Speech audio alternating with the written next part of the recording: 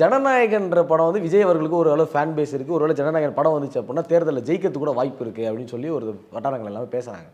ஆனாலும் பெண்களோட ஓட்டு எல்லாமே அவருக்கு வந்து குறைஞ்சிருச்சு, பெண்களோட ரசிகர்கள் வந்து குறைஞ்சிட்டாங்க அப்படின்னு சொல்லி ஒரு பேச்சு இருக்குது. காரணம் என்னன்னு பார்த்தீங்க அப்படின்னா ஏஜிஸ் திருமணத்திற்கு ஒரே ஒரே கலர் ட்ரெஸ்ஸு, ஒரே காரு, ஜோடியாக போன அந்த ஒரு சம்பவம் தான். அதை நீங்கள் பார்க்குறப்போ உங்களுக்கு எப்படி சார் இருந்துச்சு? என்னடா அது அப்படின்ற மாதிரி இல்லையா உங்களுக்கு? இந்த பெண்களோட ஓட்டு குறைஞ்சிருச்சுன்னு யார் சொன்னா?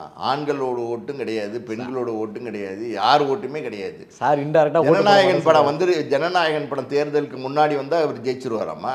அப்படிதான் சொல்கிறாங்க. அப்படியெல்லாம் கிடையாது. ஜனநாயகன் படம் தேர்தலுக்கு முன்னாடி வந்தாலும் சரி, தேர்தலுக்கு பின்னாடி வந்தாலும் சரி, ஜனநாயகன் படத்துக்கும் இந்த தேர்தலுக்கும் எந்த சம்மந்தமும் இருக்க போகிறது இல்லை. அதாவது அவர் நடிகையோட வந்தாருங்கிறதுக்காண்டி தான் வந்து ஓட்டு கிடைக்காம போகுதுன்னு நினைக்கிறீங்களா? அப்படிலாம் கிடையாது. மொத்தத்திலேயே வந்து பார்த்திங்கன்னா இந்த எலெக்ஷனில் ஓட்டு அவருக்கு இல்லை அப்படிங்கிறது உறுதி. இந்த எலெக்ஷனில் அவர் ஜெயிக்க போகிறது இல்லைங்கிறது உறுதி. இன்றைக்கி பார்த்திங்கன்னா நேர்காணலுக்கு வந்து பார்த்திங்கன்னா வேட்பாளர்களை எல்லாம் வர சொல்லியிருக்கிறாரு.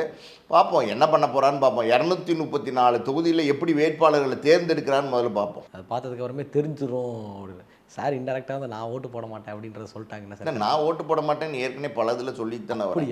எங்க நான் வந்து டிவி கேக்கு ஓட்டு போடுறதுக்கு நான் என்ன டிவி கேக்கு ஓட்டு போட்டு நாளைக்கு என்ன நான் டிவி கேக்கு போகிறதுக்கா என்ன?